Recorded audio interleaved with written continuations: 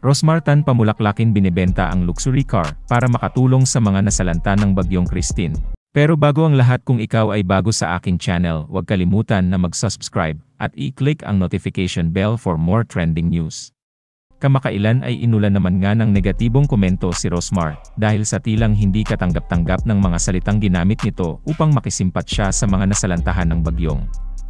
Tila nga raw kasi flynex pa ni Rosmar ang sarap ng buhay na meron siya at hindi man lang umano naisip ang mararamdaman ng mga nahihirapan dahil sa bagyo. Post kasi ni Rosmar, ang hirap isipin na habang kami ay nakahiga sa malambot na kama, kagigising lang at naka-aircon, ang daming bata, matanda na di alam paano ililigtas sarili sa Bicol dahil sa baha at bagyo. Sa ngayon ay burado na ang post niyang ito, gayunpaman, patuloy siyang inuulan ng mga negatibong komento sa kabila ng pagbawi niya sa pamamagitan ng pag-post patungkol sa mga maaaring niyang gawing tulong sa mga taga Bicol.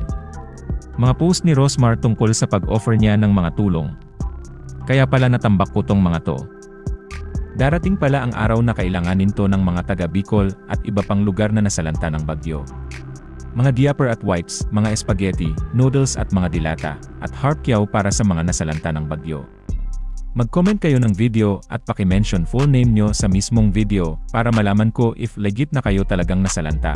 Full name sa start ng video at pakita ang latest update ng mga nasalanta ng bagyo. Papadala ko ng 5 kyaw bawat pamilya na makikita ko. Pakibilisan po. Sinamantala rin ni Tan ang pagkakataon na tugunan ang backlash, na ipinaliwanag na tinanggal niya ang orihinal na mensahe at nilinaw na hindi niya nilayon na ipagmalaki ang kanyang kaginhawaan. Humingi rin ng paumanhin si Rosmar sa mga nakakita sa kanyang post na insensitive. Binura ko na ang post ko kaninang umaga.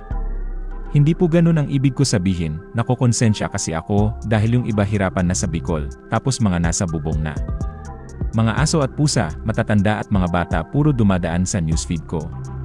Hindi ko ibig ipagyabang na ang comfy namin ngayon, ang gusto ko lang sabihin ay parang ang hirap maging comfy habang may mga taong inaanod at lumulutang na lang sa baha.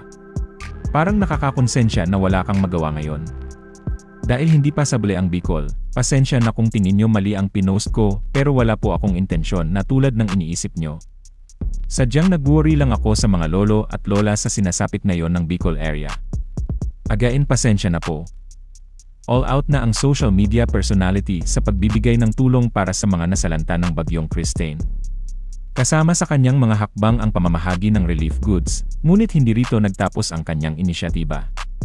Inanunsyo ni Rosmar ang pagbebenta ng kanyang mamahaling sasakyan upang madagdagan ang pondong ilalaan sa mga nangangailangan. Sa kanyang social media account, ibinahagi ni Rosmar ang kanyang motibasyon.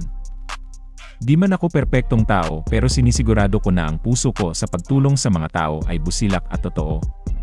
Bukod pa rito, pinuri ng netizens ang kanyang sakripisyo at dedikasyon sa pagtulong sa kapwa, lalo na sa gitna ng mga pagsubok na dinaranas ng mga pamilyang naapektuhan ng kalamidad.